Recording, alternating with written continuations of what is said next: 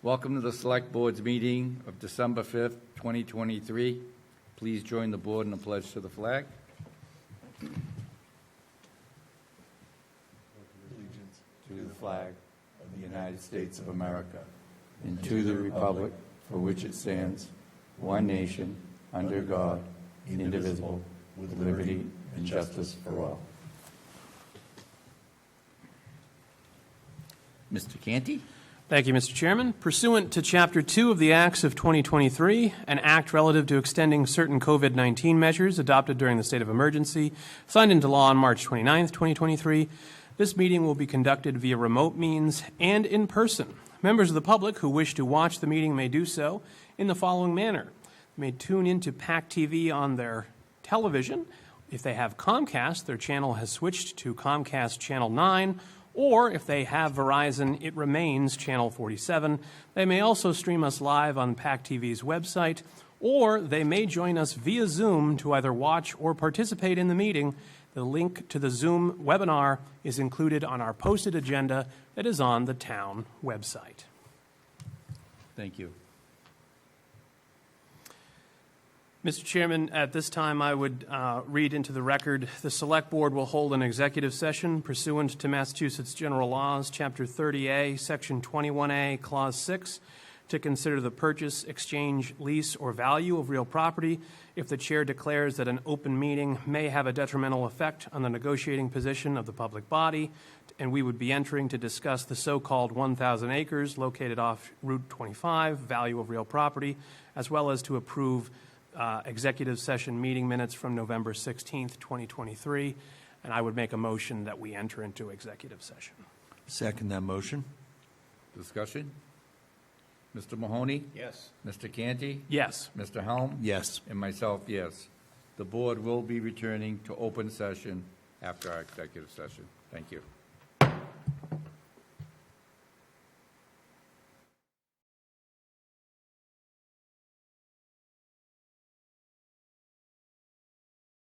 Welcome back to the Selectmen's meeting of December 5th, 2023. The board is now back in open session. At this time, I'd like to turn the mic over to Mr. Blutzer. I'd like to have a moment of silence right now for, we had a young trooper, Plymouth resident, Greg Furtado, who passed away of a heart attack. He's an active state police assigned to the Cape and Islands force, but he's a longtime Plymouth resident, lifetime Plymouth resident, and his father, Darrell, almost 23 years to the day, died of a heart attack as well. And it's really, it's a sad day for Plymouth. He's going to be waked Wednesday night in North Plymouth, and 11 o'clock Thursday morning, St. Peter's is doing his funeral. There's going to be a full state police and police presence there, and they're going to honor him with a nice procession. And but let's have a moment of silence right now, and please say a prayer for his family. He has a wife and two young kids.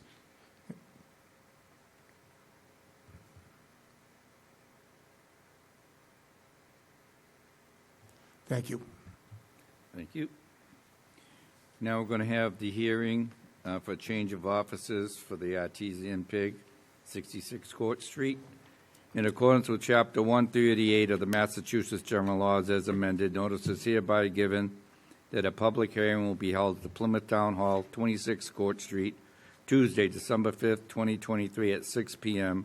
to consider the applications for a change of ownership interest from the Artesian Pig LLC doing business as the Artesian Pig, holder of an annual all-alcohol restaurant license, 66 Court Street, Andrew Rivera Myers, manager. Description of the premises is as follows. First floor with a single room, 2,700 square feet of dining room, bar, 2 entrances, 2 exits. Outdoor seating on the sidewalk against the building, adding cordoned-off parking spaces in front of the building, and use of the sidewalk to travel from the restaurant to the parking spaces. I now declare this hearing open. Is anyone here to represent or want to say anything on this? You don't have to, but I want to ask. No one here? Okay, anyone want to speak in favor of this? Anyone want to speak in opposition of this? Seeing no one, either or, no one online? Bring it back to the board and declare the hearing closed. Wish of the board? I'll make a motion that we accept the changes as presented. I'd second. Motion by Mr. Blutzer, second by Mr. Canty. Discussion? Mr. Mahoney? Yes. Mr. Canty? Yes. Mr. Helm? No. Mr. Blutzer? I vote yes. And I abstain. So the motion carries. Thank you.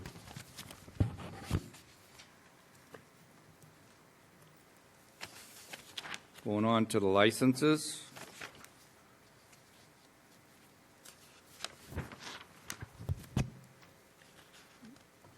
Any questions on any of the licenses?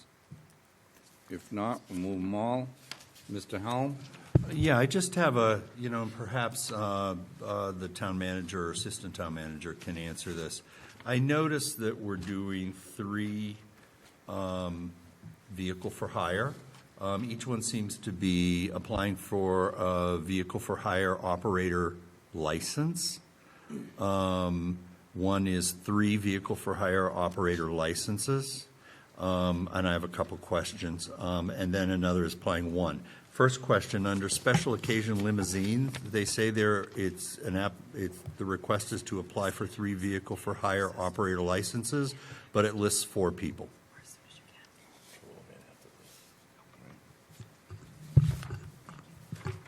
Honestly, I'd have to get back to you on any questions regarding that application. Okay, are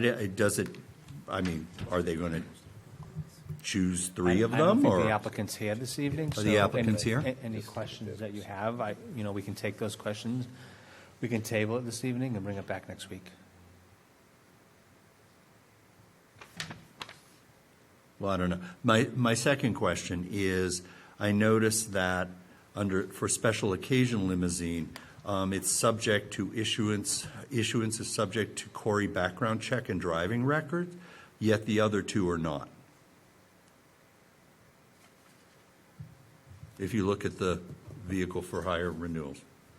The Parkhurst Group is applying for 1 vehicle for hire operator license, but it says issuance of the above is subject to submission of all required paperwork.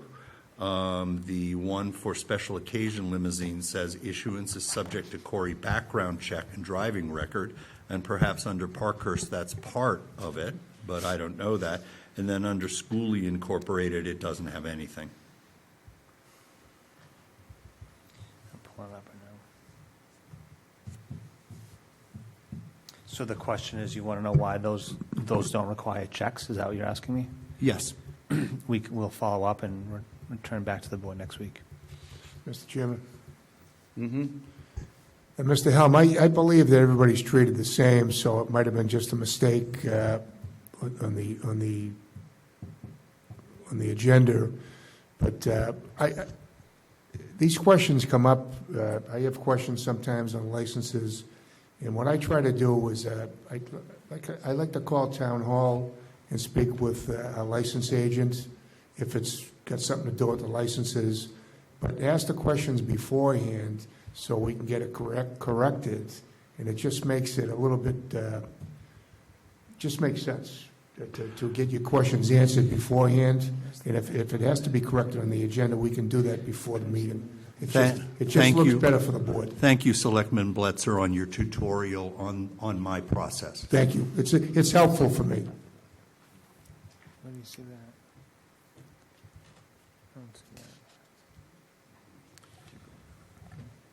that. Mr. Chair, if there's no other questions from the board on the other licenses, I would move the licenses outside of the 3 that Mr. Helm has questions on as a group. Second. So special occasion and the other ones, the ones in question of the Schooley? Parkhurst, special occasion, and Schooley would be excluded. Kevin's Clubhouse ×2 and SG X2 Motorsports would be included. Okay. Do I have a second? Yes, second. Discussion? Mr. Blitzer? I vote yes. Mr. Helm? Yes. Mr. Canty? Yes. Mr. Mahoney? Yes. And myself, yes. And I skipped over the tax classification. So, Ms. Dunn? Thank you.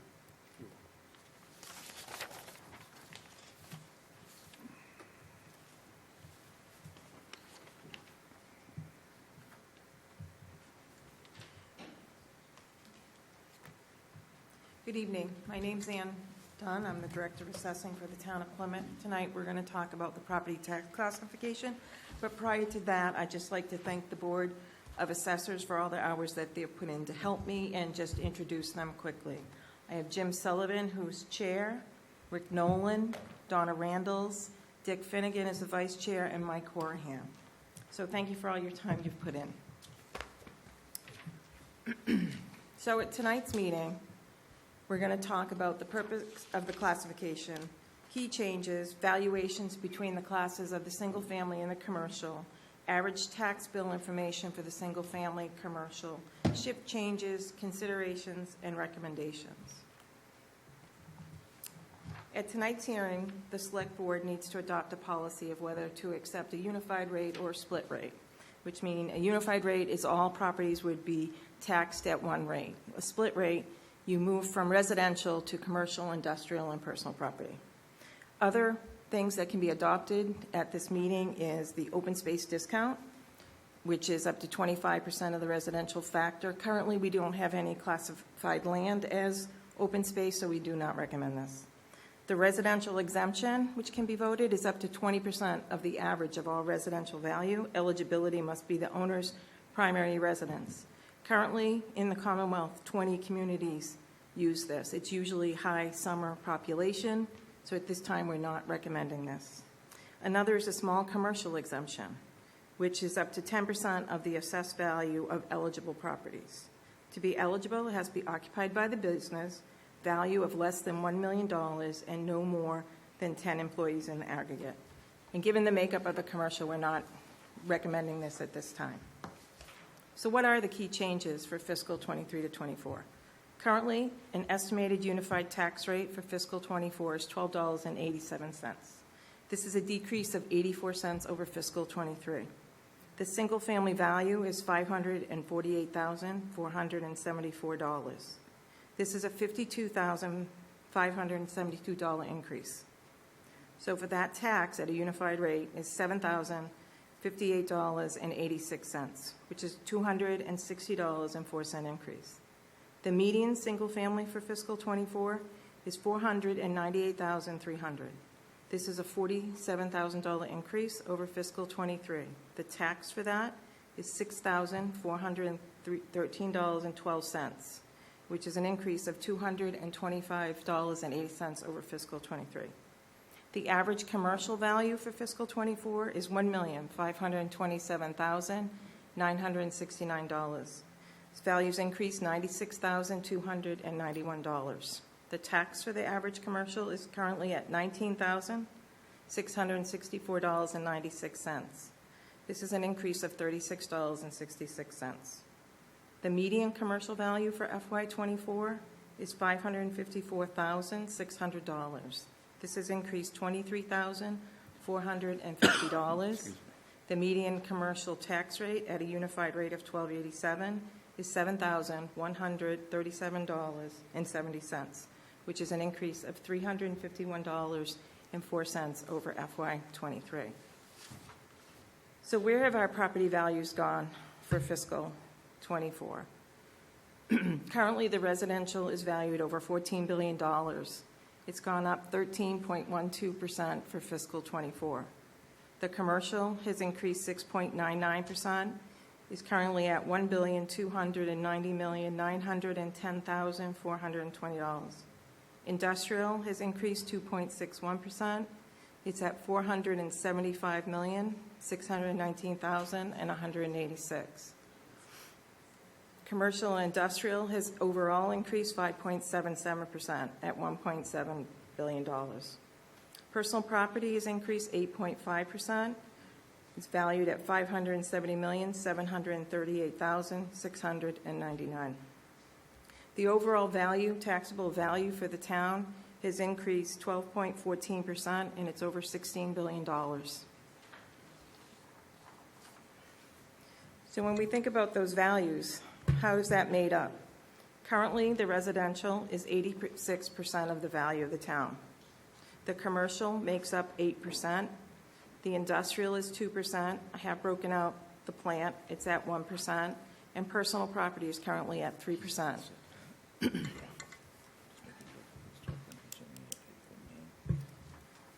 So how have these changes occurred over the last 5 years?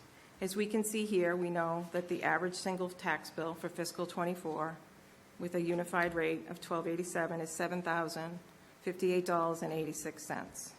This has increased $260.04. Over the 5-year period, it's gone up gradually each year.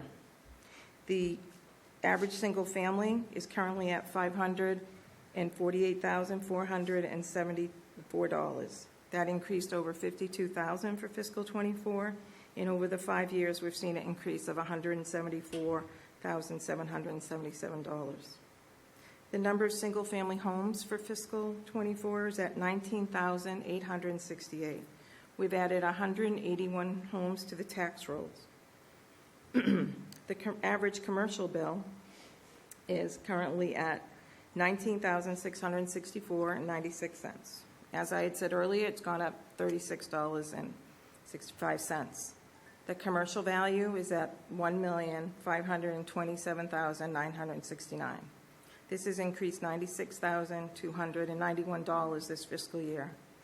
Over the last 5 years, we have seen an increase of $378,000.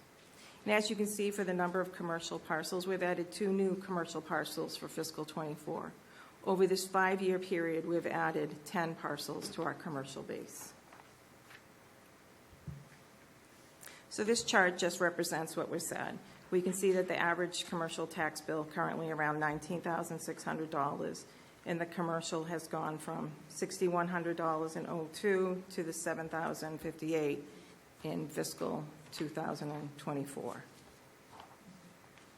So when we talk about the single-family home, what makes up that? Where are the values? 1% is less than $199,000. 3% is between $2,000 and $299,000. 15% fall between $300 and $399,000.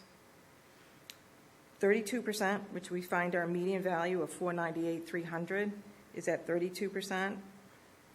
37% is between $500 and $750, and we find our average value of $584,474. 9% is $750,000 to $999,000, and 3% is $1 million or greater for the single-family home. So where do the commercial values lie? Currently, 32% are less than $299,000. 15% is between $300,000 and $499,000. 21% is between $500,000 and $999,000, and this is where we find our median value of $554,600. 26% fall between $1 million to $4,999,000, and this is where we will find our average value of the $1,527,969, and 6% of the commercial is greater than $5 million. So when we talk about a shift, what's the impact on the residential? I'm not going to go through every line. I've just given you different samples. So at a unified rate, the average single family will pay $7,058.86, and the commercial would be $19,664.96. A 1% shift, the residential would save $10.97, and the commercial would increase $198.64. A 5% shift, the residential would save $54.85, and the commercial would increase $977.90. The 22% that I have in bold is to keep the average single-family home tax bill similar to fiscal '23, which was $6,799. So a 22% shift would be needed, and the average single-family tax bill would save $252.30, and the commercial would increase $4,324.15. So as we think about considerations, what's the diversity of the tax base? Residential is 86%, commercial is 8%, industrial is 3%, and personal property is 3%. And as I had just mentioned on the prior, in order to keep the average single-family tax similar, a 22% shift would be needed, where the residential would save $252 and the average commercial would increase $4,324. So as we talk about shifts, I'm just putting different examples of values up here to see what would happen. A $300,000 value at a unified rate, all classes of property would pay $3,861.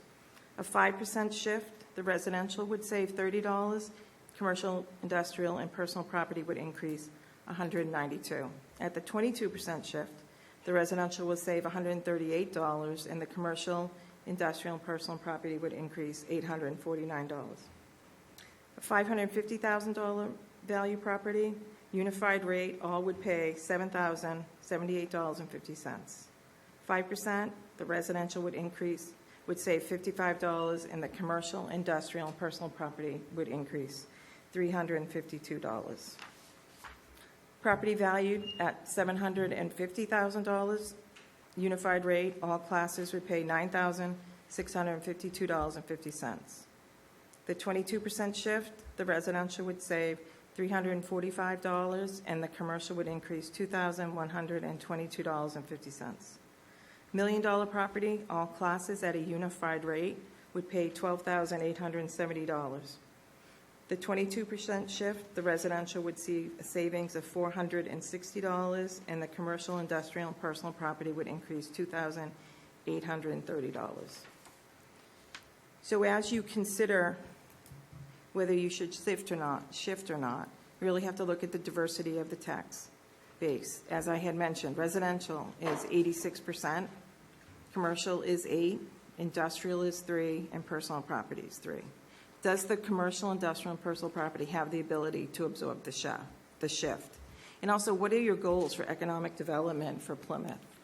Will a shift hurt economic development? Will it help? Those are all things that need to be considered as you think about this.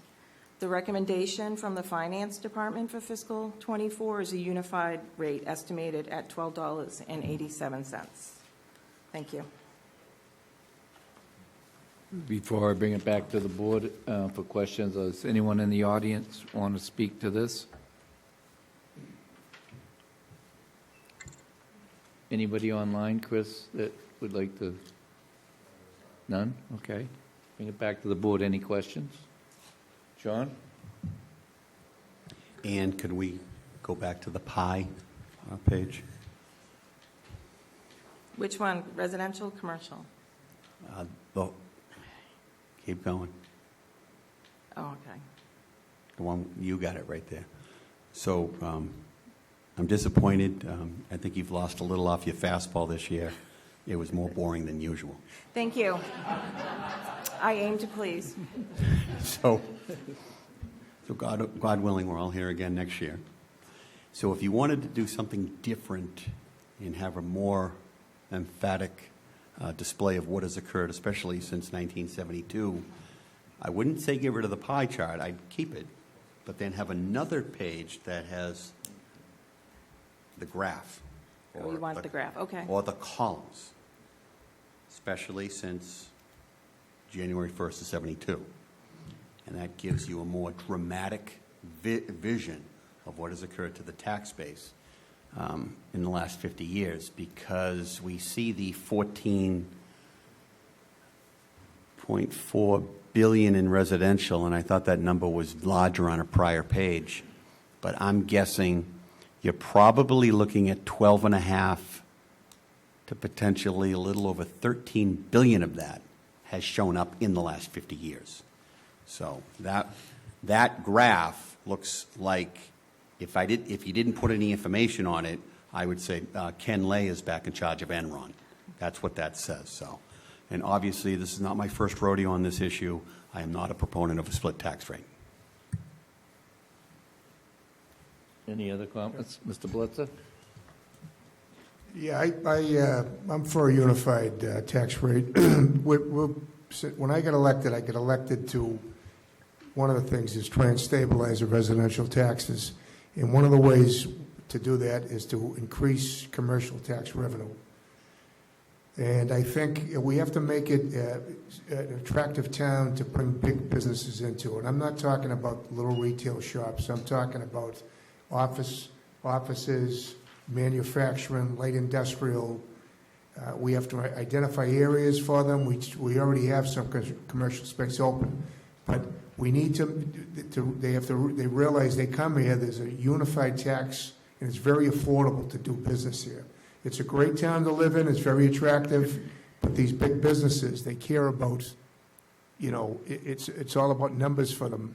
And doing the unified tax right now, we have to stay that way. We haven't grown enough commercially to start doing a split tax rate. I think it would hurt us for our economic development if we change. Thank you. Any other questions or comments from the board? After hearing what you said and after looking at the charts, when you see 2 new commercial projects for the year, that's not too exciting. That's the problem that we have here in Plymouth. And, how do we address it? It's something we need to put on the radar and maybe get the foundation in, and our economic guy, Steve Cole, and maybe a member or two of the planning board.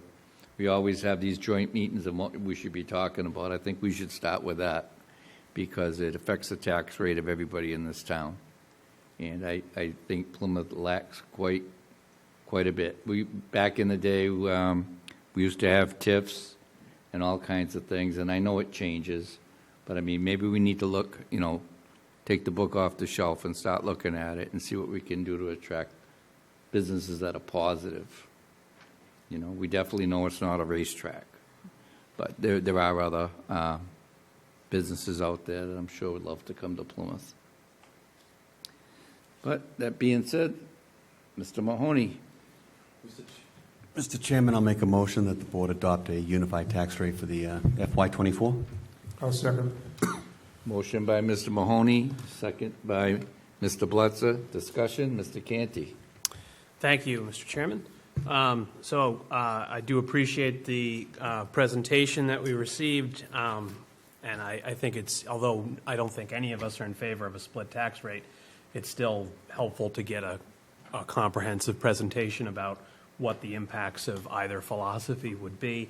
I agree with Mr. Blitzer that we would be cutting off our nose to spite our face to have a split tax rate. You'd save some money in the short term, but you would be disincentivizing future commercial development in Plymouth. That's the solution to reducing the burden on residential taxpayers, is bringing in new businesses, particularly, as Mr. Blitzer pointed out, businesses with good jobs, because a lot of Plymouthians, Plymouth is their bedroom, and their commute. In order to afford living in Plymouth, they have to work outside of Plymouth, which is impacting their quality of life and their level of engagement in civic life here in Plymouth. And I'd like to see us be able to move those metrics back to a more favorable measure. I also agree with the chairman that two properties in a year, 10 properties over 5, that's, we're not putting up great numbers. We're not going to get in the Hall of Fame with numbers like that. So having an opportunity to revise our philosophy and look at what is working for businesses that we have and we're retaining, look at what is not working for businesses that are struggling in Plymouth, I think would be a good place to start. And looking at our peers in other local communities, how are they doing on these metrics, and what could Plymouth do that's that would adopt some of the successful policies in other communities, and how can we avoid any pitfalls that our competitors in other communities are experiencing as well, so that we can improve the quality of life and work-life balance and tax bill for all of our residents. So I'm going to be voting in favor of a unified tax rate. I think that that's the best approach here, but I'm optimistic that we will be able to. I think this board is very interested in the idea of making positive changes on those metrics that we've identified, and I would certainly participate in any effort in order to accomplish that I could. Thank you. Thank you. Mr. Blitzer? I want to say one more thing. I would have been remiss if I didn't thank Ann for all her work and the board out there, the committee. That there's a lot of work that goes into billions of dollars, assessing billions of dollars of property. And you're all volunteers, and I want to thank you for your work. So it's great work. Mr. Blitzer, how do you vote? I vote yes for unified. Mr. Helm? Yes. Mr. Canty? Yes. Mr. Mahoney? Yes. And myself, yes, unanimous. I do have one other statement I'd like to make you aware. The excess levy capacity for fiscal '24 is at $8,763,931.57. That is taxing capacity you did not use this year. Thank you very much. Thank you. Thank you. And that number again was 8 million what? 8,763,931.57. Thank you. Moving on to the administrative notes.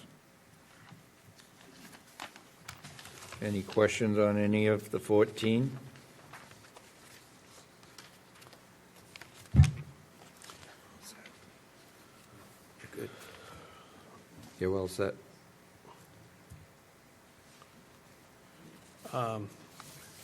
You're good.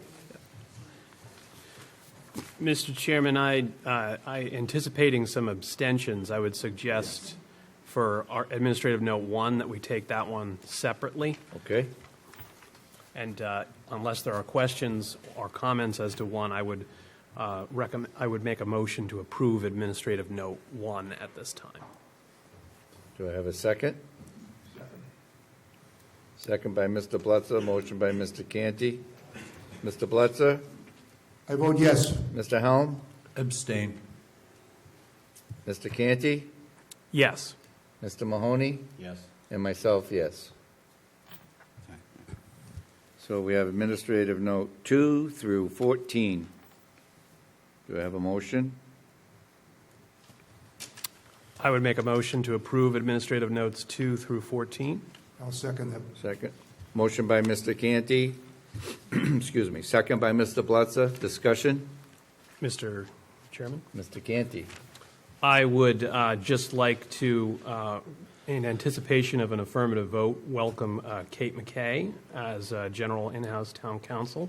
It's great. We've been working with you for a bit already, but we're looking forward to you stepping into your new role, and welcome at risk of putting my foot in my mouth, but I don't think that's likely. Welcome aboard. Mr. Helm? Question. So we are going to take the rest of them as a group? Is that what we're suggesting here? Well, I do have a question that, and I understand and I agree about Kate and her value, but I believe that we are having this presented to us for a vote by the town manager after the administrative notes. So are we being asked to vote for Kate's appointment before the reorganization? So in my presentation is going to focus mostly on the reorganization of environmental affairs. After I complete that presentation, it was my intention to talk about the movement away from an outsourced attorneys to an in-house attorney that will be here full-time working as a town official, versus in the past, we always had KP, and then we brought RB in. Now we're moving to a, I would say, a more concrete model than we've had in the past. Would I be out of line to request that we have that presentation now so that we properly vote on this subject rather than vote on it and have the presentation later? And I would just like to point out to Selectman Bletzer that I did bring this up to the town manager earlier today. So, Mr. Chairman, if I could, is there anybody from the town, from the audience, that might want to come up? And we all know how great Kate is, but is there anybody out there that might want to say a few words in support of her appointment here? So I guess we're not going to entertain my suggestion. I would withdraw my motion on 2 through 14, and if my second is withdrawn, make a substitute motion for 2 through 14, excluding 11. Second. Motion by Mr. Canty, second by Mr. Mahoney, excluding 11. Discussion. Mr. Bletzer? I'll vote yes for that, as long as we can hear from anybody from the public that wants to support her. Yes. Mr. Helm? Yes. Mr. Canty? Yes. Mr. Mahoney? Yes. And I say no. For the reason being that Derek just explained that it was talking about the organization and not so much the appointment.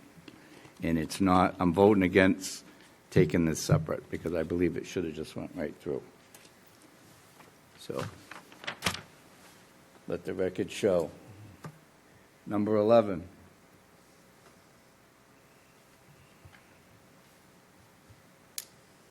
Well, I think Mr. Chairman, I think the intention of that motion was maybe to give the town manager the opportunity now to go into the reorg, and then we take the number 11.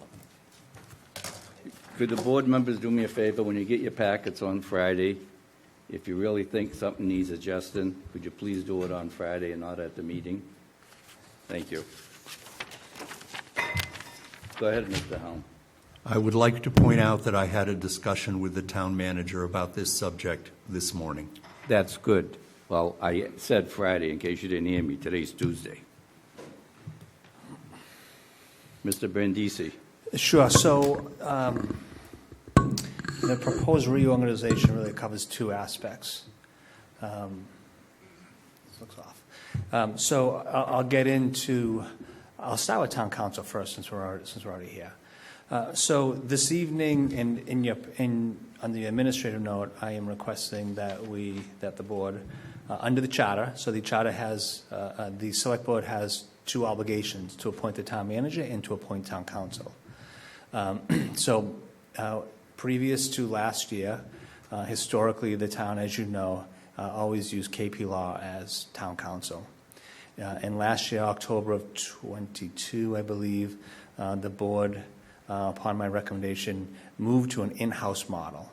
And we talked about this in-house model a year ago, that it was more of a pilot to determine whether or not we truly needed attorneys working here in Town Hall supporting all of our various departments.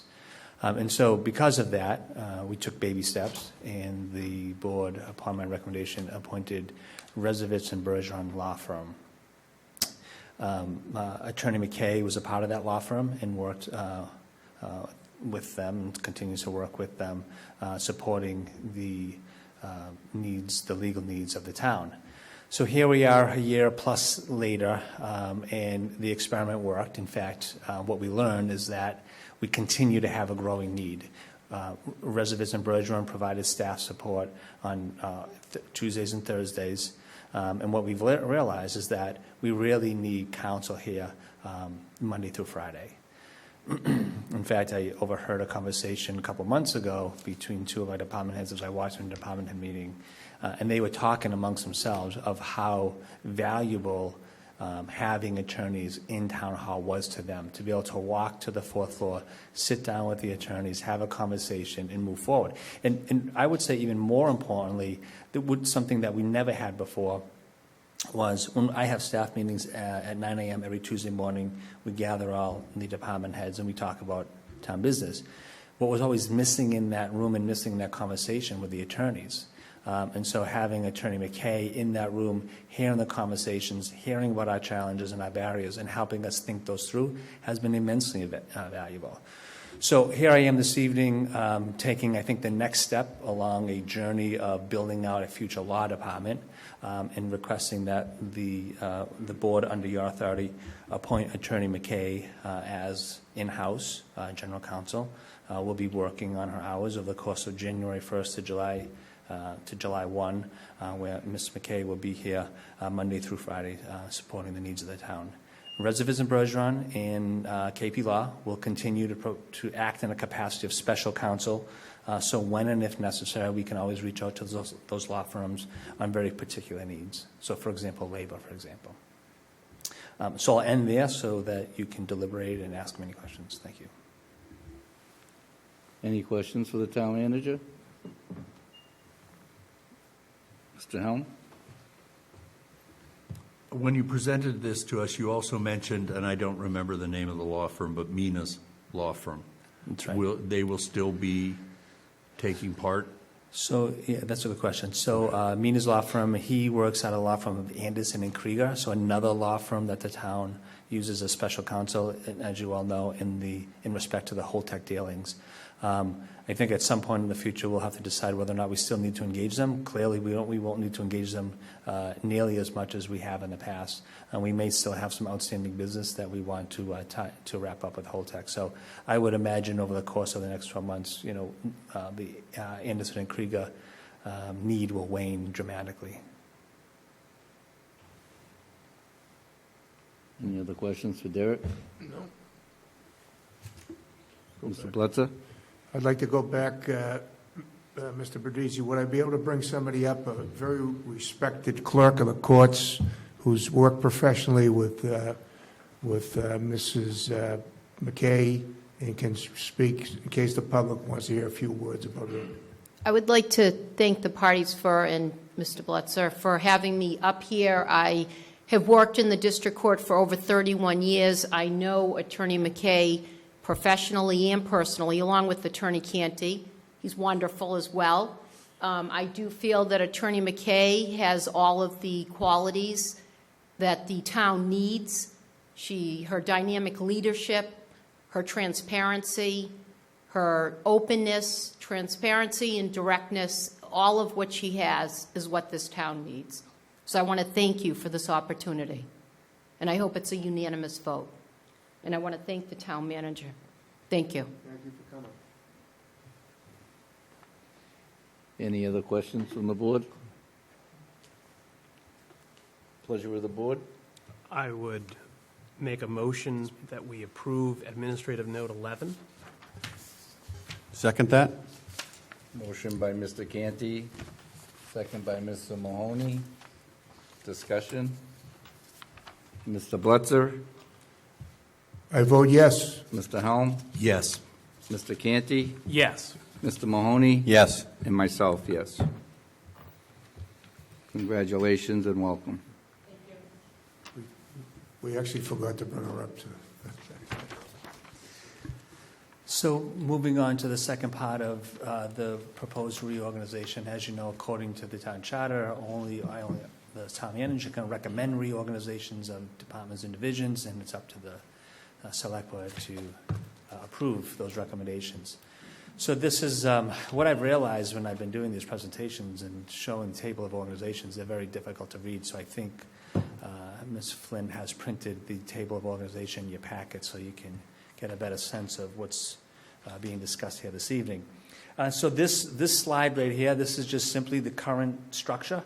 You can see fire, police, public works, our new health and human services department, planning and development, the existing marine and environmental affairs, our finance department, IT and special services, human resource, and the town clerk. So those are the 11 departments that currently report directly to the town manager and the assistant town manager, and ultimately to the select board. What you don't see here is in the town manager's office, we have embedded the climate resiliency planner position. We, as you know, Mark Reel was a climate resiliency planner. He's left for greener pastures, is now the assistant town manager in the town of Orleans. But his departure has left an opportunity for us to rethink the work that we do around the environment. So just to try to break down the two departments I'm going to talk about this evening, embedded in the Health and Human Services Department is the Division of Public Health, amongst others, the CAL, the Veterans Office, Recreation, Library. But I'm just going to focus on public health this evening. And then in the existing Marine and Environmental Affairs Department, you have Natural Resources and Animal Control. You will recall that a year ago I came before you and recommended that we move the Harbor Master's Office under the PD, formerly under the Marine and Environmental Affairs Department. So this is the current structure as it is this evening. What I'm proposing here this evening is that I'll take the easy one first. So, let me take the hard one first. So what I want to do is centralize all the work that we do around the environment. So as you know, David Gould's department has done amazing work over the last decade on the environmental affairs with his natural resource offices. He's also had to manage the Harbor Master and the Animal Control Office. But what I'm proposing here is that we take the climate resiliency planner position, formerly Mark Reel's position, now Mike Cahill's position. He's started in that position yesterday. Take that work and then transfer that work under Mr. David Gould's leadership under Environmental Affairs. And then I'm also proposing that we take the work that we do around energy. So Patrick Farah, as you know, has done great work in the energy arena over the last 5 to 8 years. And then transfer that work under Mr. Gould's leadership as well. And then ultimately creating the Department of Energy and Environmental Affairs. Now, what you'll see here is a dotted line. Met with folks from the CANS committee yesterday. Our chairman's here this evening. And we really talked about not losing sight of the important work of the climate resiliency planner.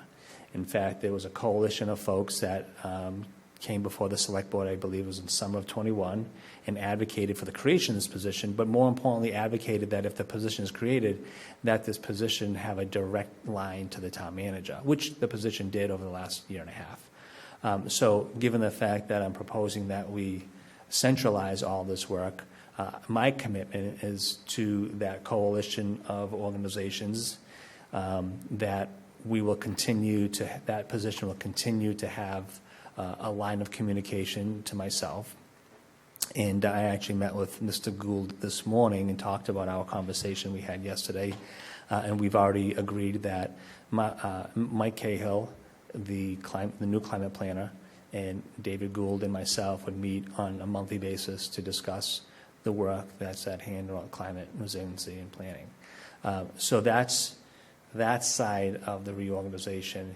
And then what ends up happening is if we don't make any other changes, then this Energy and Environmental Office Department will still be managing animal control. So obviously it's not a good fit, doesn't make sense. So what the second part of this proposal is then to take the Animal Control Office out of the Environmental Department and move it under Health and Human Services Department, specifically under the Division of Public Health. If you did a survey across Massachusetts municipalities, what you would find is that animal control functions are typically under the police department or under the public health office. I think in this community, given the work at hand, it makes most sense for animal control to be under public health. I met with the Commissioner of Health and Human Services and the Director of Public Health. They are all in agreement that this would make logical sense and are embracing this change as well. So that's all I have for the presentation, pending any questions that you may have. Mr. Canty? So, in terms of the dotted line and how that would mechanically work, the direct report for the climate planner would be David? That's Or would correct. be- The direct report, day-to-day report, the climate planner would be reporting to David Gould, yes. So you mentioned they'd still have a direct line to the town. Are they going to physically, their office right now, climate planner, is right near your office? Right, Is that that- still going to be their office? No, it'll be relocated in the Department of Environmental Affairs. Okay. So what would, as a practical matter, what would that dotted line on a day-to-day basis, other than that meeting that you mentioned, is that the only thing that's represented by the line, or is there more represented in that dotted line? Well, I would say that, yeah, there's going to be more than just meeting on a monthly basis, given the work that is at hand. So we are in the throes of drafting and developing the first climate action plan. So there'll be continued conversations around that. We have a goal set by the board around pursuing the All-America City Award, which is focused on climate resiliency and environment. So those, setting the guidance, setting the parameters around those two issues, for example, will take heavy involvement of myself. And, you know, I've committed to Mr. Bryan, if necessary, I am more than willing to attend the CANS committee meetings, more than willing to attend the Energy Committee meetings and anywhere else. But I do think that the work that I've described and the work in front of this department is going to have a lot of publicity, a lot of outreach, and will be really focused on community engagement. So I would imagine that I'm going to be heavily involved in all the work that this department does over the next few years. Does any other department or division in town have this sort of dotted line type arrangement? No. Okay. All right. And you think it's necessary in this instance to have that it couldn't, I mean, taking it like from your other gig in the military with a direct line of command, right? That makes Right. things, direct reports, easier. This seems to be sort of a little more complicated. And I'm not sure, I understand working with them, but I would assume that any of these department or division heads, if they needed to work with you, they'd be able to work with you. You're pretty easy to work with, despite what some may say. So I guess I just am a little hesitant about, you already have a lot on your plate. Sure. I know you're always willing to do the work, but if there's not much benefit in having that more, and it might create some theoretical complications, why not just stick with the bold lines, and you can still do all the work that you're looking to do, but you're not having this more complicated organizational stuff? No, I mean, you're not wrong. You know, you kind of took the words out of my mouth. You know, having worked 19 years in the military, chain of command is probably utmost of importance. It's very clear who reports to who and how that works. This concept came out of a conversation I had with Mr. Bryan yesterday and others, and it was really my demonstration of a commitment that of these organizations, and I can list some of the organizations: Wildlands Trust, Sustainable Plymouth, Semper, and others. From what I understand, had come together before the board and really advocated for this position, and felt that this position would not be as successful unless if it was working on the fourth floor and working directly with myself. So this is more of a demonstration of my commitment. I don't, quite frankly, given everything that's in front of this department over the next 3+ years that I described, the work will continue whether we have a dotted line there or not. You know, we have a lot of things ahead of this department, and so I would imagine I would be heavily involved in that either way, whether there's a dotted line or not. Thank you. John? Derek, I know Ms. Brady is new in her position. I'm guessing she's still getting acclimated, but Ms. Brady and Mr. Gould were welcoming of this change. Well, I don't like to speak for either one of them, but I can tell you my conversations with Mr. Gould and this idea, he seemed very excited that what we were offering, this is actually kind of taking a page out of Governor Haley's playbook and in her move to create an Energy and Environmental Affairs office.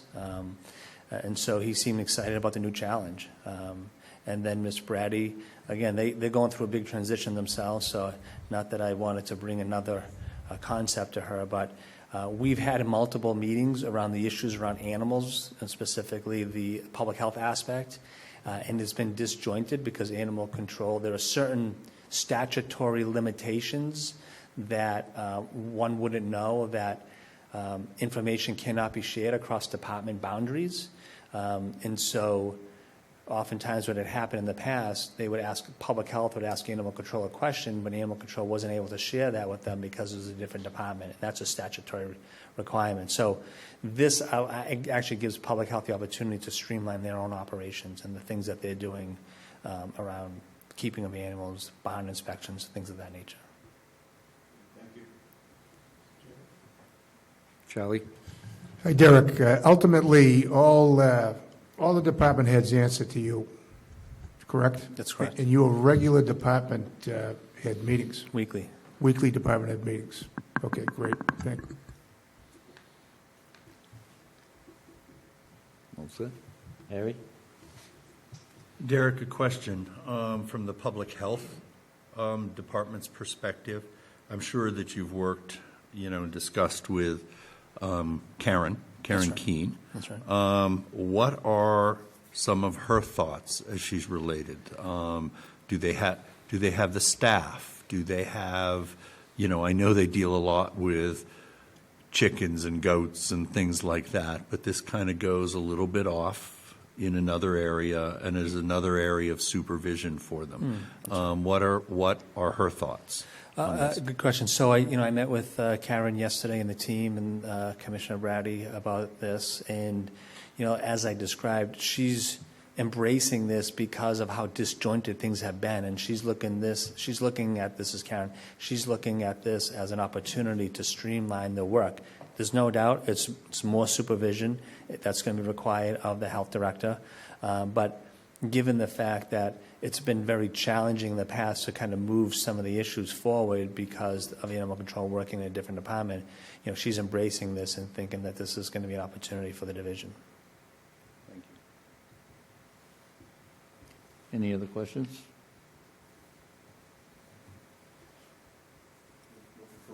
Looking for a motion, Mr. Chairman. I'll move approval. Do I have a second? Second. Whatever. Me. Whatever. Motion by Second. Mr. Mahoney, second by Mr. Helm. Discussion? Mr. Blitzer? I vote yes. Mr. Helm? Yes. Mr. Canty? I was hoping for discussion, to be honest, but I would vote no because of the dotted line. Yes. And myself, yes. All right. Thanks, Sean. Spring Town Meeting warrant article discussion.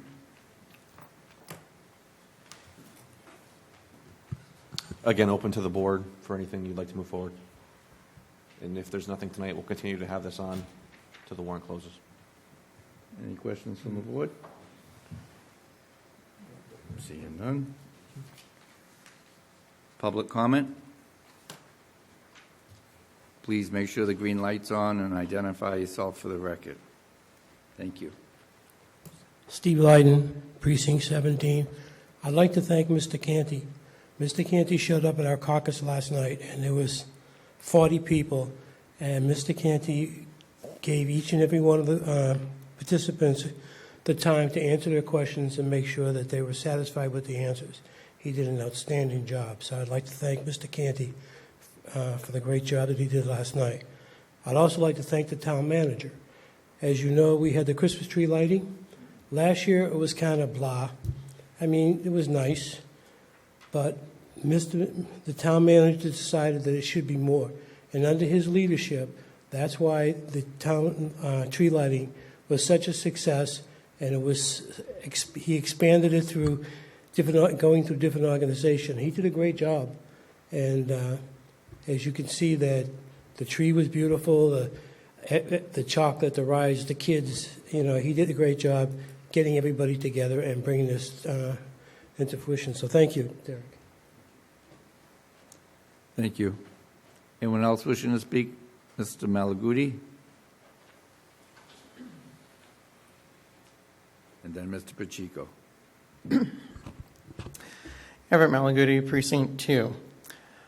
So I actually have a couple comments tonight. The first one is a few weeks ago watching Channel 5, I saw a Team 5 Investigates, and it actually relates to something that I was on a former task group and committee for the Revenue Idea Task Force. They actually had a Team 5 Investigates on Boston's pilot payment in lieu of taxes programs with their nonprofits, and that they were actually underperforming because there wasn't strict accountability for that program, and it was a voluntary one. As of right now, I believe there has been action on the state level to actually make it a more mandatory effect instead of just a voluntary aspect, and that's for statewide, not just one municipality deciding to do it. But I believe we should actually start re-engaging this conversation again, since it was actually one of the 12 to 13 bullet points of the original Revenue Idea Task Force, was to look at the pilot, silent, and GILET form of for nonprofits, not necessarily burdening them, but looking at seeing what public nonprofit partnerships could be arranged, and seeing where we could find avenues of expertise that could help us in the future, not just with revenue sharing, but revenue cost sharing as well. So I just wanted to bring that to light. The second one, and this one is a little bit leading into what the reorg was, but not anything related on that part, but to two of the committees that it actually represents.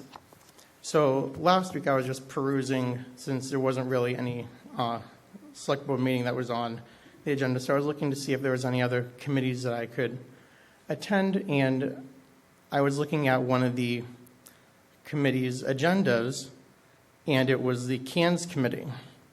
So on their agenda was one of the bullet points of recommending to vote to dissolve the Energy Committee.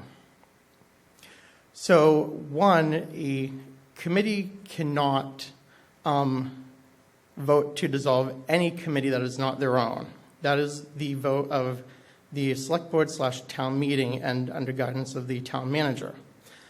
So this comes under some of a bit of concern, since none of the members of the Energy Committee were brought to attention to this, but it was actually brought as I had a discussion with our chair after reading that agenda, that there was some discussion with a couple other staff that she was brought into a meeting with to actually think about this proposal of dissolving the Energy Committee and combining the Climate Action Net Zero Committee with the Energy Committee. I, as a long-sitting member of the Energy Committee, have a problem with that, because one, it should never have been as an agenda item without consulting with all committees and parties involved. But two, is that both committees have totally different aspects to them. One was stated tonight of developing a climate action plan, which involves all facets of the town regarding public health, infrastructure, all that. The Energy Committee is based a little bit differently on that, and its involvement is while it is involved with the environment, it's also involved on renewable energy, providing cost-effective solutions for the residents and municipality, cost savings, and other avenues of the like. While some of the duties may intertwine, I believe they have two totally opposite avenues that they're going down. While I applaud having continuity in some of the aspects that we do share and having I'm trying to think of the right word, but having cross-referencing with both committees to actually team up on certain aspects. I don't think this was actually brought in the best light and not in the best taste in a way. And while this may not be the best avenue to bring it up, I felt as the former chair of that committee and also a still sitting member of that committee that this should be brought up and actually known more publicly, since I don't think it was done to hurt anyone or any avenue, but it didn't seem that way when all of this was actually just discovered by doing a couple clicks on the computer. Thank you.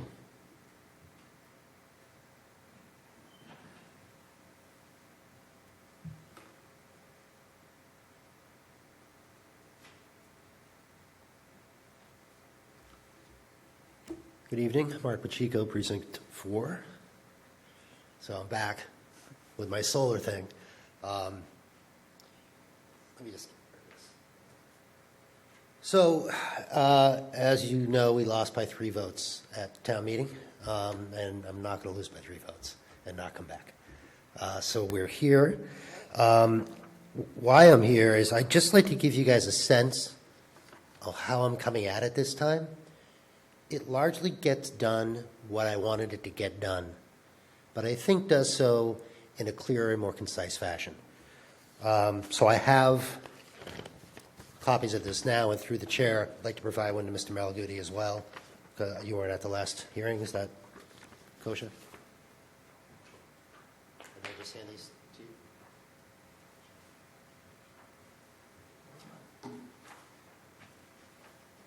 You got one for Jane.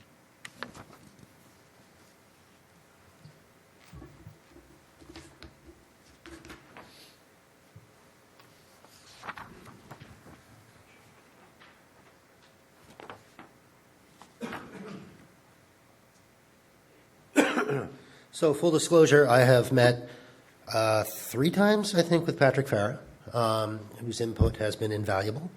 I have had 1 meeting with the Energy Committee, and I want to say we have another tomorrow night. I think it's tomorrow night. And I have taken into account Madam Chair of the Energy Committee's input through Mr. Farah on what you're looking at now. So let's start up. Financial surety. I thought about this in terms of technology. Now this says right now anything over 2 megawatts producing power needs to have a bond. That's 2 megawatts today is 10 acres of solar, something to that effect. In 20 years, it might be something really tiny in your backyard. We're not worried about how much power it puts out. What we're really worried about is how big it is. So, work with Mr. Farah, came up with 4 acres. Anything over 4 acres, 174,000 square feet. To help you guys, or anyone watching at home, that's a Walmart supercenter, okay? So if you can think about it like that, anything the size of a Walmart supercenter or bigger, solar field, ground mounted, would need a bond going forward. That removes it from the megawatts, which can change. That was one. That's different than how I came at it last time. I think we're clearer now. Secondly, notification. I didn't want to, I wanted to keep the notification at 700 feet. I have been talked out of it. If it had been it's the only thing in town that would have been solar at 700. Everything else would be remaining at 3. And I had a difficulty in explaining. I can explain why I thought 700 was prudent. But it became one thing where I think it just was too much of a stumbling block, and I want to make sure we get through. You know, my clients were within 300 feet and weren't noticed, and I do think it needs to be looked at, but it doesn't need to be looked at this time. So Mr. Farah and I worked toward some language that you'll see here under other requirements. Notification is as it is now. We're adding a section. In order to minimize impacts, as in part the intent of this bylaw, the town encourages the notification by GMSPS owner-operators to any residential neighbors for whom a proposed GMSPS installation may have an undue impact upon the character of the neighborhood, property values, scenic, historic, and environmental resources. Why those impacts? The very beginning of the bylaw states that the intent of the bylaw is to protect exactly that. Character of neighborhoods, property values, scenic. I'm taking the language that's already there and I'm reiterating it here. I don't love this. I'm not sure I want to keep it. I know, and Selectman Mahoney had some concerns as well. There's a vagueness there. I think we're going to probably run into, I'm very interested in hearing from the Energy Committee again tomorrow night on that. Not married to it, it can go, if that's the sense of the board. And that's what I'm looking for, just a sense. Okay.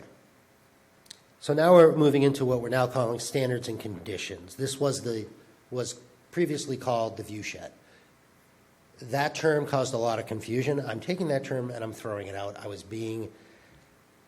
was trying to ensure that this would only come into play in very specific circumstances, and that was a mistake on my part. Instead, we're doing standards and conditions. This would be a whole new section under 5. It would be 5G.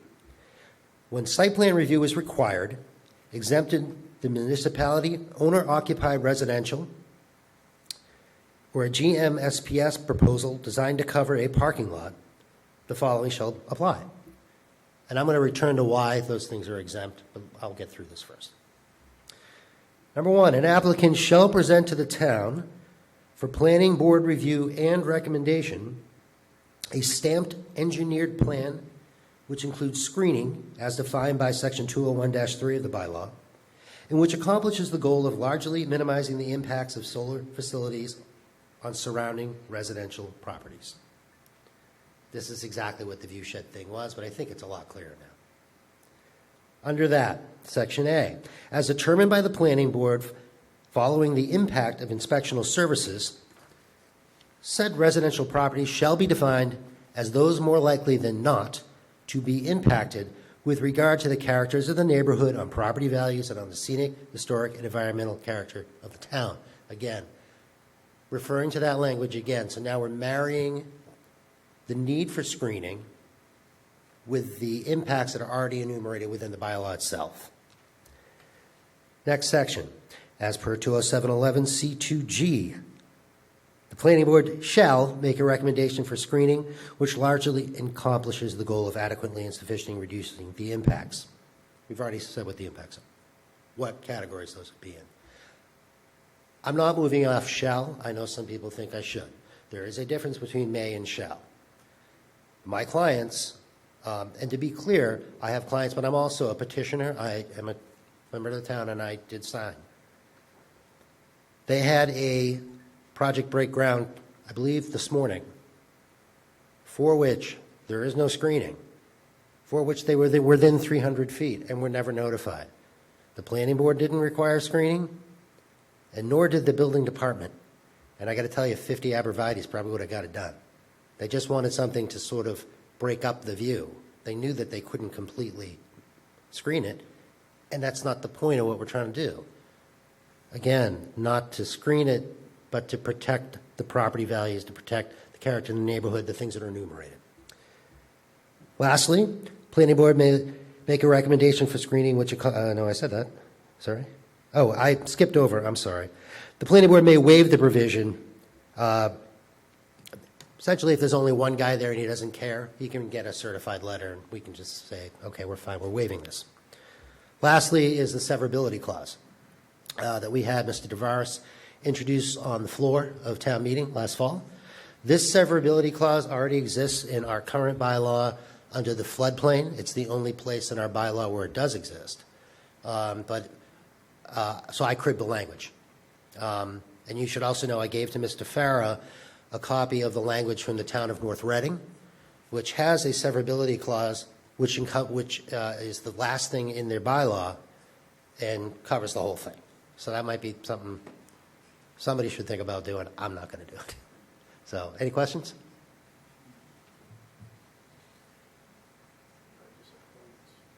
Okay, comment? I just have a couple of comments. I know I was in favor of when you went before town meeting. Thank you. And the reason why I was in favor is I'm all for alternative energy. We need it. We have to have it. But with that comes, we have to have the concern of our residents. And, you know, we got to protect their quality of life, their peace and quiet, their property values.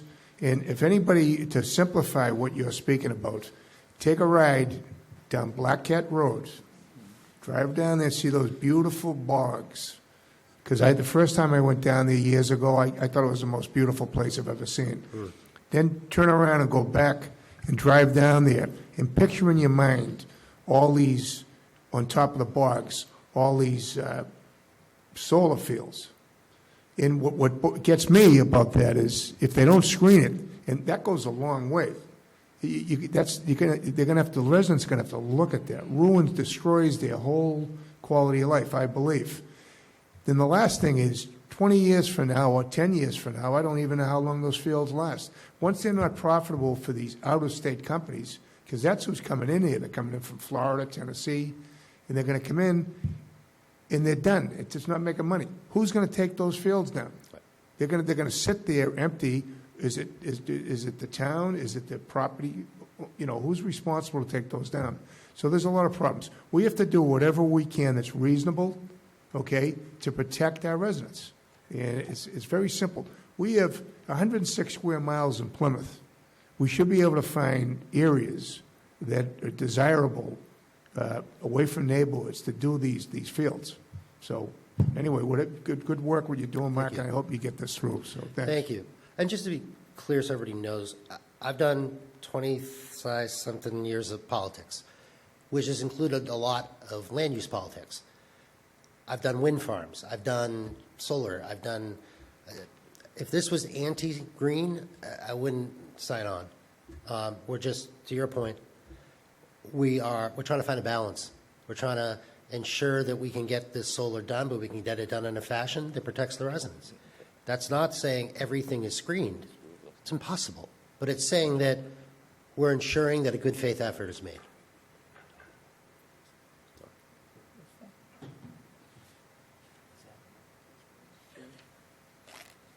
Any other comments? Thank you, Mr. Pacheco. Great, thank you. Anyone else wishing to speak on a public comment? Oh. Okay, Mr. Donato, how are you tonight? Hi, good evening, Mr. Chairman. I won't take much of your time. I want to, first of all, give a compliment to the administration and your board for in-house counsel tonight.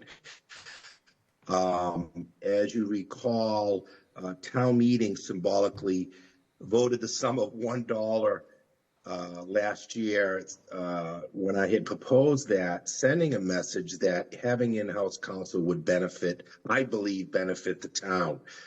In my previous community, we had in-house counsel, and I just felt that Plymouth was growing to that place. And what does this mean for the public? It means that if somebody in the public is going to initiate a warrant article through town meeting members, that they would come to a caucus, and our precinct chair and precinct 17, Joe Hutchinson, will go to in-house counsel and get legal wording. That's really what I was used to in my previous town, just so that everything's legal going forward. So again, I just want to compliment everyone for doing that, and it will really make things easy as we get into more and more complex legal matters. And prior to this, 3 years ago, and I didn't have access to counsel because it was X amount per hour, and I get it. You can't have 161 town meeting members running the town council at whatever per hour. So this all makes sense, and I think the taxpayers are going to get a lot of bang for the buck here. So thanks again. Thank you. Thank you. Anyone else, Chris, waiting online? No? Thank you.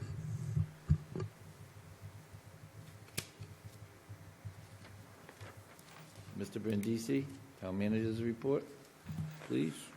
Okay, so I have a lot of information to relay this evening, so please bear with me. I want to start this evening and unfortunately announce the passing of Mr. Paul McAuliffe. So many of you know Mr. McAuliffe. He served as the Commissioner of Inspection Services for many, many years here in the town. I believe he retired approximately 3 years ago, and I was informed over the weekend that he had passed. So we're thinking of him and his family during this difficult time. I will keep the board apprised as to any services that we hear about. Moving on, I just want to inform the board that the Stevens Field project is moving forward. The tennis courts, if you go by, are in place and already been poured. They starting to set the pickleball courts next. So the project is actually moving faster than we had initially anticipated. Assuming that we get decent weather over the next coming months, we'll continue to move that forward, again, with a hopeful start date or ribbon cutting date of July 1st, 2024. In addition to that, it was reported this morning that the paving of the Seaside Trail is about to be completed. So as you all know, only part of the Seaside Trail was paved with asphalt. The other part was like a stone dust. So the entire trail by the end of next week will be fully asphalted. The boat ramp project is beginning. So you'll see if you go down by the town boat ramp, equipment and materials are being delivered this week. They will start the project next week. The Water Street project was initially expected to mobilize equipment yesterday. That's been delayed. We are meeting with the contractor on Thursday to learn more about the delay in hopes that we can get them here as quickly as possible. Keep everybody posted on that one. On December 14th at 1 p.m. at the Cal is hosting a cybersecurity and fraud training. It's not just for seniors, it's actually open to the public, so I wanted to make that announcement. As you know, there's been a lot of online fraud and scams that have taken place, so the Cal thought it was great to bring in a retired FBI agent who will be conducting this training. So folks that are interested, again, December 14th, 1 p.m. at the Cal, cybersecurity and fraud training. We were informed last Friday that the migrants that have been living at the Pilgrim Sands will be relocated out of town. We're expecting the relocation to take place in and around December 12th. We have not been notified from the state as of yet whether or not they plan to bring additional migrants into that space once it's been vacated. So again, we'll keep the board posted. It was reported this morning that the master planning process is moving forward. The committee, there's going to be a 9-member committee, so I believe that committee will be appointed sometime in early January. The RFP will be released in mid-December, hoping to open those bids by mid-January. So the timing of the appointment of the 9-member committee and the RFP approval will take place sometime around mid-January, and that process will take place. Selectman Howell had brought to my attention not that long ago about some potential traffic issues, transportation issues at Standish Street and Liberty Street, so I just want to give the board an update on that. On Standish and Liberty, we have installed radar speed signs on Standish Street at Hall. There was a tree blocking the stop sign at Hall Street, and that was removed last week. Also, part of the GPI analysis, we'll be looking at the Standish Street corridor as well for traffic. And then in addition to that, we have installed stop signs at Hall, and then also installed a stop ahead sign at Liberty. There is an odd utility pole that's been placed over by Westerly Road and Oak Ridge Road. Again, Mr. Helm brought this to our attention, so the engineering department will be working with Eversource to see what they can do. If they can't relocate it, which would probably be complicated to relocate, see if we can make that safe, try to put some barriers around that.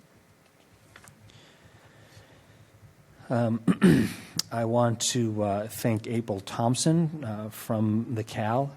She organized a elder abuse reporting program where we were able to educate and train all of our Plymouth firefighters. They obtained an in-depth scope of elder abuse reporting law and the role of mandated reporters. They also now have the ability to recognize signs and symptoms of each type of abuse investigated by Protective Services. So, again, want to thank April Thompson for organizing the Protective Services training for the Plymouth Fire Department. And last, Mr. Lydon already mentioned it. He stole a little bit of my thunder, but for those of you that didn't attend the tree lighting event, I would say, Mr. Lydon, at least 5,000 people were there. It was a well-attended event, even though the weather wasn't great, wasn't perfect. The tree was donated by the Keene family in loving memory of Cheryl Keene, who loved the magic of the holiday season. So I wanted to first and foremost recognize the Keene family for donating the tree that is now sitting in front of Town Hall.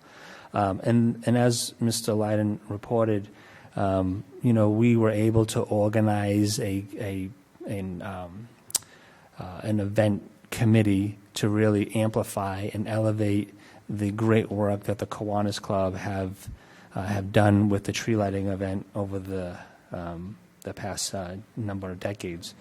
But I want to thank the Visitor Service Board and Mr. Lydon, because it would not have happened without their $30,000 commitment to help us purchase the lights, help us purchase the stand in which the free concert took place. So again, Mr. Lydon, thank you and your board for the work that you guys have done.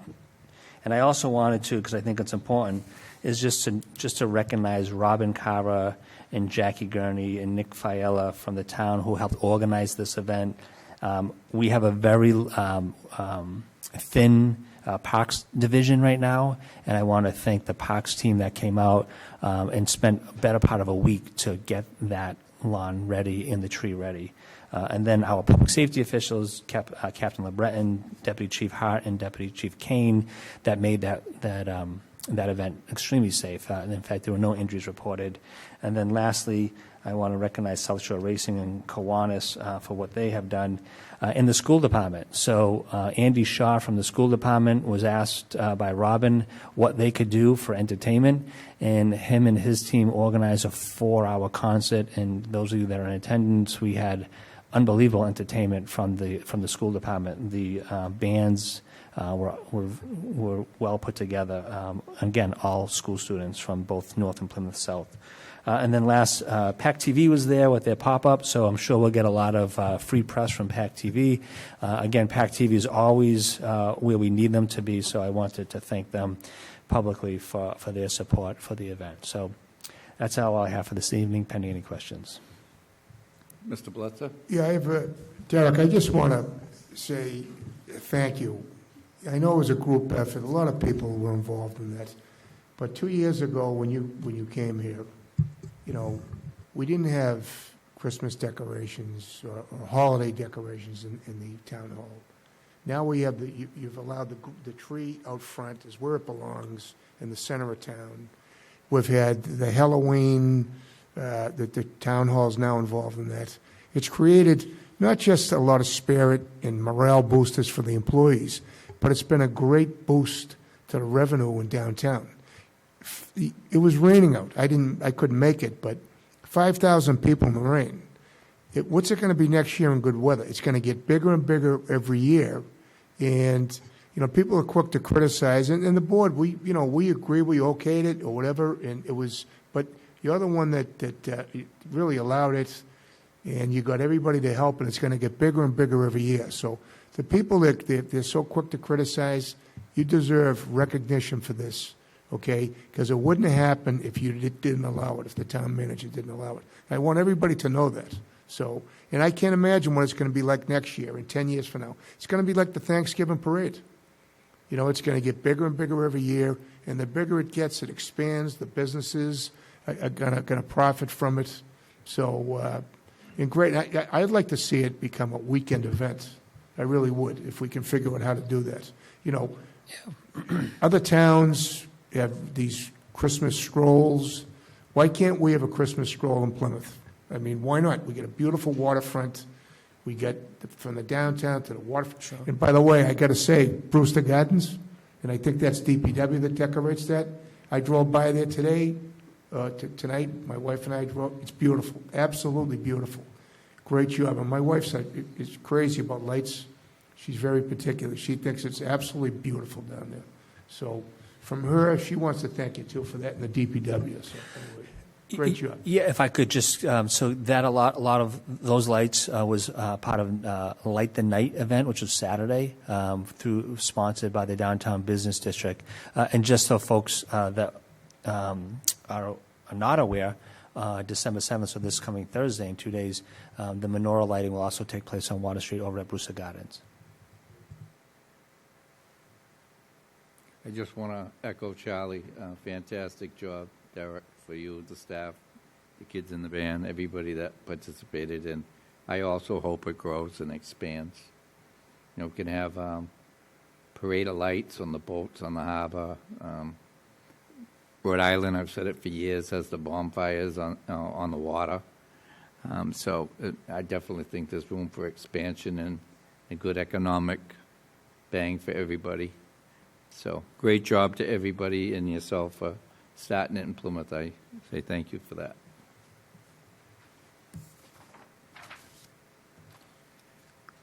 Select Board, open discussion. New business?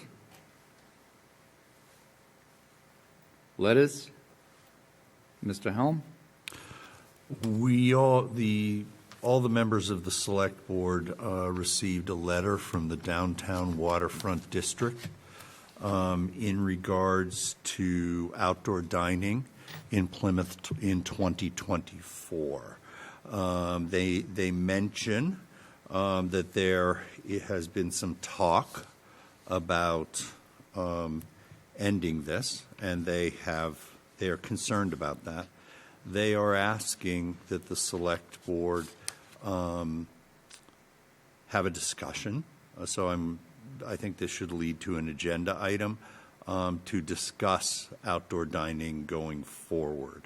I won't go into the history of outdoor dining and why it would be up for questioning, but normally we wouldn't discuss this at this point of the year, but they are making a suggestion that the funding for these parklets come from the Visitors Service Board, and so they are making that suggestion, and they do point out that a decision needs to be made about outdoor dinings so that there's time to request funds from the VSB in 2023 because we are headed towards the warrant for the April town meeting and their budget.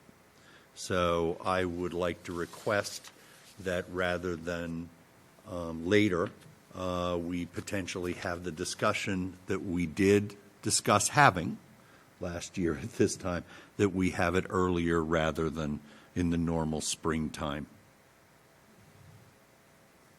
I would like to get some information before that discussion on what the governor plans to do, as it was a governor-initiated thing back in 2000 or 2001 when we had COVID for the outside dining.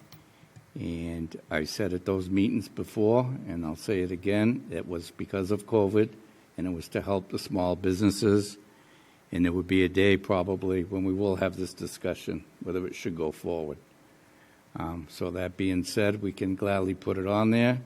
I'd like to know what the governor's plans are And as far as anybody that wants to fill out an application with the VSB, there's no discussion on this board. They can march right in, get your application, and that's a separate process and nothing to do with this board. If I could ask the question, how soon would you like to have this discussion at the board? Well, we got the chairman of the VSB right here, so since this is directed to that, when can they take out their application and when's the latest they could put it in? January, I think, 15th, Laurie's sending out, our assistant Laurie's sending out to everyone. Oh, excuse me, why don't you just come up to there, Steve, so people can hear at home? Mr. Lyden, excuse me. I talked to Laurie today, that's our administrative assistant. Yeah. And she told me that in middle of January, she's going to be sending out the applications to everyone to fill out. I'm sorry. Our administrative assistant, Laurie, is going to send out applications to everyone that's had requests before and which the Downtown Association has.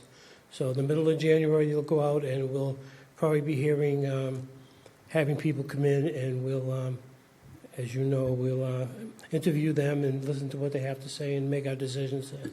Thank you. Mr. Helm? Yeah, just as part of this, and one of the reasons, that I bring this up now, if the VSB is going to do that, or however that's decided upon, not up to me and whatever, but we do have a standing outdoor dining committee that this board needs to come to a resolution on whether they continue to exist or not. And that was an element of the discussions last year of how we were going to move forward or not. So that's the main reason why I actually bring this up, not to bring up their idea for funding. Well, I just want to be clear on, like I said, I know it was the governor's order or whatever you might want to call it. They gave the communities the opportunity to do this. So is that going to be extended, or is this something Plymouth's going to do? That's would be the first step. And then the second step is, if they're saying no, or it's not even an option for us, then we don't need to have a committee. So I would like to start with that first, ask Lisa what the dates are, maybe, get some information on it, and then we can move forward. That makes sense. Thank you. Any other letters? Old business? Mr. Canty? Thank you, Mr. Chairman. I'd like to make a motion to amend something previously adopted. Specifically, I'd like to make a motion to amend the reorganization vote that we took, to remove the dotted line, a motion to amend something previously adopted under Robert's Rules of Order, when provided without notice, can be made by any member of the committee, but would require a 2/3 vote in order to pass. So I understand that numerically I'd be up against it. But I think I have some cogent points that I could make as to why I think we should remove the dotted line, but I will hold off on discussion until and if I receive a second. I'll second that motion. Thank you.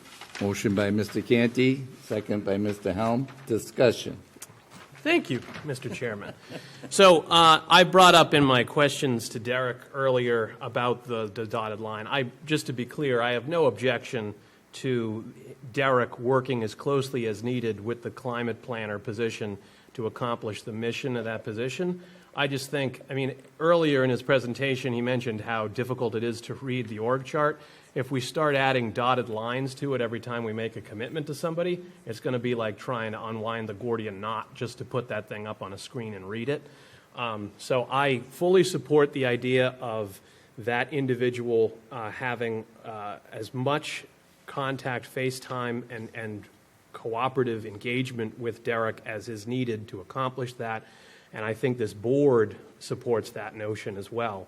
But I think an org chart should read by who their direct report should be reflected on that line, not other proposals. That's the purpose of an org chart and a structure like that.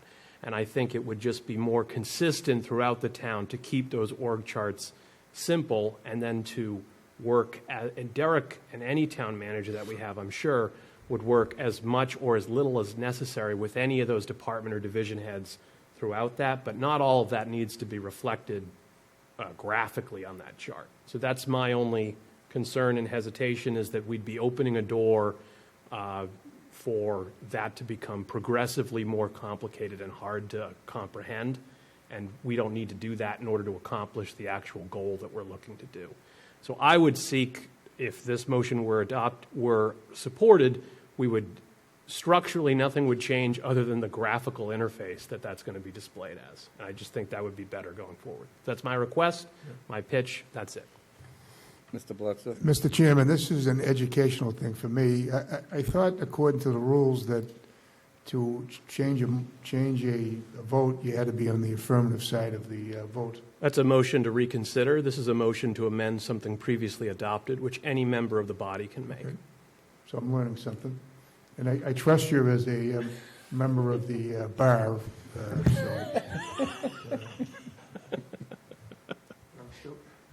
I'm still going to vote no. Fair enough. Mr. Howell? Derek, questions for you, if you'd like to engage.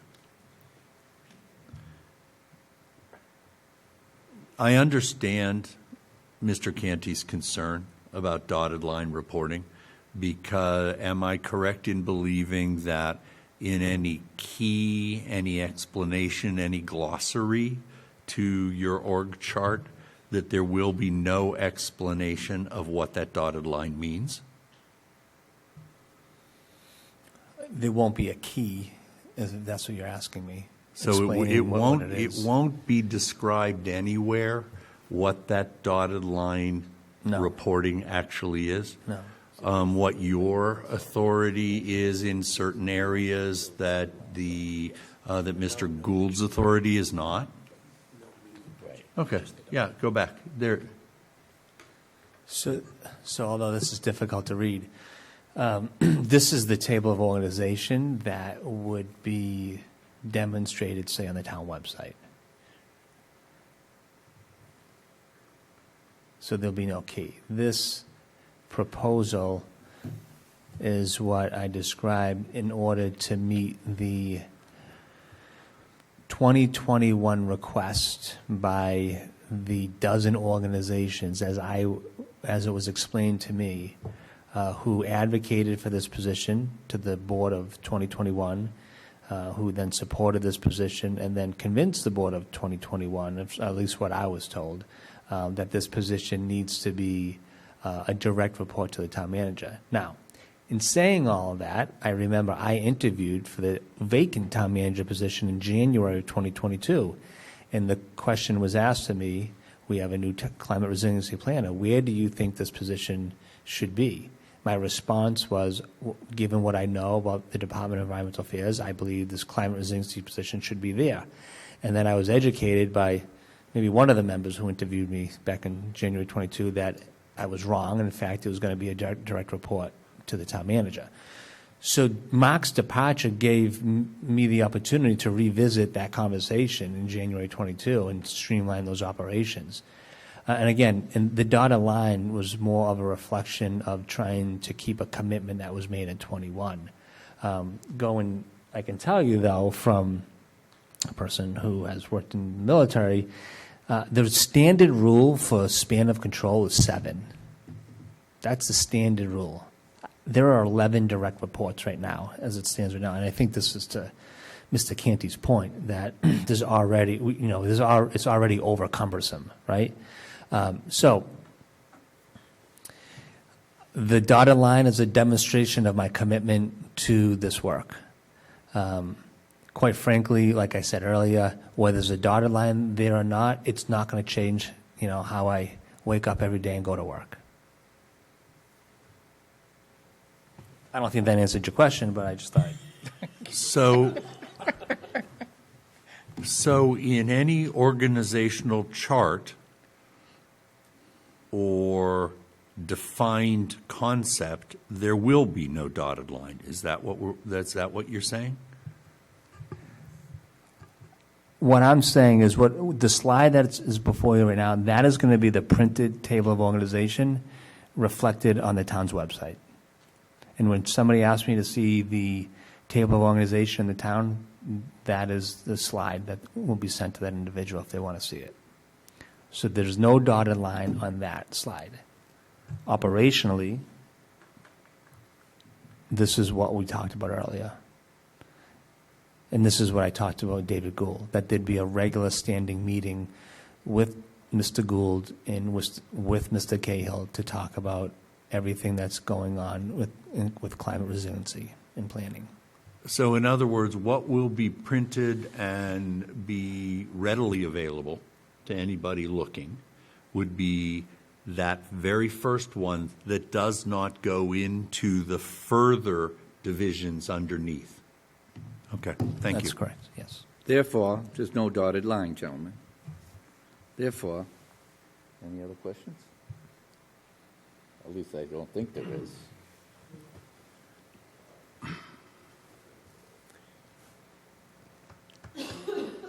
I think it would still be better that we voted on it with that. I think not voting on something with that in there is cleaner and has no material effect on how it'll operate. It would just be a cleaner vote. So that's just my opinion, my recommendation. The board can vote how it wants to vote. I would need 3 out of the 4 of us remaining to vote my way to clean up this admin issue that I see. But however the board votes, I don't think it'll meaningfully impact day-to-day operations. It's just my personal preference. Mr. Helm? So I take it we're in the discussion period, since there has been a motion and a second. I think that for me, Derek pointed out something important that is going to require further research on my part, because I was there in 2021 when Patrick Flaherty's Environmental Committee presented, I don't know, it's 5 items that they asked the board to support. And what I want to see is, was the direct report of a climate resiliency officer, direct report to the town manager, actually specified? I don't remember that, quite honestly. I do remember a lot of it, but I don't remember that in particular. I'd like to research that. And as such, I'm going to, at this point, vote no on this motion. But not because Selectman Canty isn't making a boatload of sense, but that I need to see if the board, back in 21, by examining the minutes, did commit to a direct report to the town manager, and that this is a compromise that is being made to maintain that commitment to, in a certain extent, yet still reorganize in a more sensible way. Any more discussion? Mr. Blutzer, how do you vote? I vote no. Mr. Helm? No. Mr. Canty? I vote yes. Well,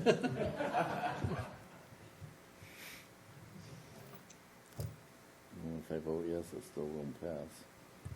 But It's true. I will vote yes. Thank you.